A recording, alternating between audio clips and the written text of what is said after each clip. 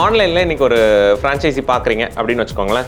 உதாரணத்துக்கு நான் வந்து ஒரு சலூன் பிராண்டோ ஒரு ஃபார்மசி பிராண்டோ ஆன்லைனில் பார்த்து இன்றைக்கி என்கொயரி பண்ணிவிட்டு சரி இந்த பிராண்டை எடுக்கலாமா வேண்டாமா அப்படின்னு நான் யோசிச்சுட்ருக்கேன். ஒன்றுமே இல்லை, எக்ஸ்போவில் வரும்போது 120க்கும் மேற்பட்ட ஃப்ரான்ச்சைசி பிராண்ட் ஓனர்ஸை ஒரே இடத்துல சந்திக்கிறீங்க.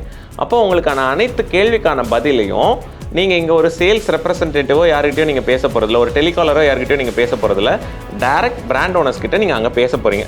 பாயிண்ட் 1.